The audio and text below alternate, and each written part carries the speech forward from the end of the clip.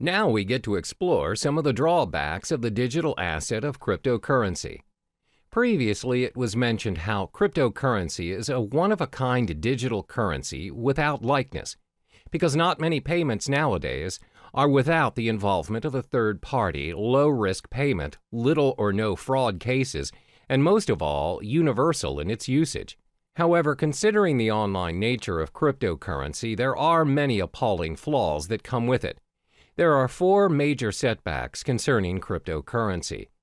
The first one is the lack of understanding over cryptocurrency. In most cases, people are still unaware of the digital currency world and the potential it holds. This is very similar to when the usage of credit cards first became available, and the reception towards them was fairly similar to that of cryptocurrency. Back then, people wouldn't even think that paying things using a mere card is possible. What's more, using a whole new digital currency. Because it is different and it doesn't involve cash directly, people shy away from it and constantly doubt its effectiveness. Additionally, it involves online access to make it work. The idea of paying for things or transferring money online is convenient to some, but most are still skeptical about it. In order to make cryptocurrency acceptable around us, the people need to be educated about it to be able to include it in their daily lives. One way to do this is through networking, but the fact is there are not many places online where people can learn about it. The effort to learn a whole new world of currency requires a lot of time and energy. Most would think it's not worth their time because it's not commonly known anyway. Even though some businesses are accepting bitcoins, the list is significantly small compared to traditional currencies. This is probably due to the lack of knowledgeable staff that understands the ways of digital currencies. Plus, they need to help educate their customers about it and how to use it for a smooth transaction. This again will take a longer time and effort to teach others. Another drawback of cryptocurrency would be its lack of protection and guarantee. In the case of traditional currency, there's a central bank that governs the authority on every nation's money.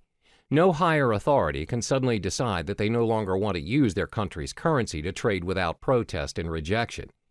There are proceedings to follow, documents to file, approvals, and many other protocols to follow. However, that's not the case with our digital currency. There is no central bank who governs Bitcoin, which means no one can guarantee its minimum valuation. The value of Bitcoin, for example, will fall tremendously should a major group of merchants decide to just discard Bitcoins and leave the system. This will inevitably put other users who have invested thousands of dollars into Bitcoins into a major loss. There's no one to contact to complain about these losses or rules to help compensate them. Thus, the decentralized system of Bitcoin is what we call a double-edged sword all on its own. The next disadvantage is its technical shortcomings. When online banking made its way into our lives, there's always a risk of sudden server failure, power shortages, and even hardware lags. If it happens and you ended up getting charged but didn't receive the online movie tickets or flight tickets, you can always call back the service provider or go to the physical bank instead and declare your case. Most of the cases, if you show evidence of your payment, you'll get proper compensation or feedback. But that's not how it works with cryptocurrency. First of all, this currency does not have a bank to negotiate and help you around. There's no fixed number that you could call and just ask for clarification. So if you bought your goods using Bitcoins, for example, and the merchant didn't send the items you purchased, there's nothing you can do to reverse the transaction or get a refund.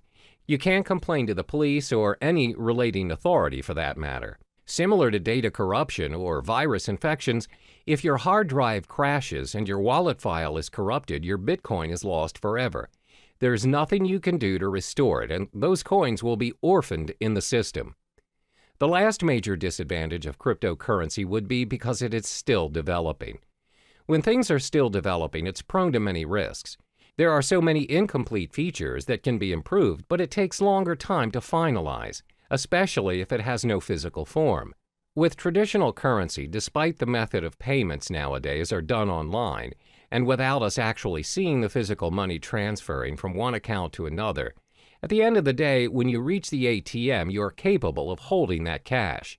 You can use it to buy stuff from the stores, physically and online. That shows how developed our traditional currency is. Since cryptocurrency doesn't have any physical form, its usage is obviously restricted. It must always be converted to traditional currency to enjoy its worth. According to studies, there was a time when there was a proposition to store Bitcoin wallet information on cards. However, there is no consensus nor continuation of the proposal. Most probable reason would be because merchants find it unfeasible to support all the cryptocurrency cards. There's no system for an immediate payment using the cards. Thus, users are forced to convert it into real money anyway.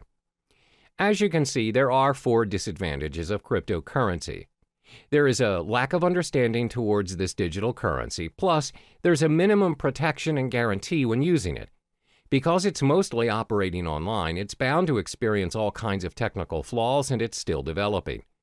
The world of cryptocurrency is relatively new to some people, and it can be difficult to understand, because nobody really knows what currencies will or can be adopted and at what scale.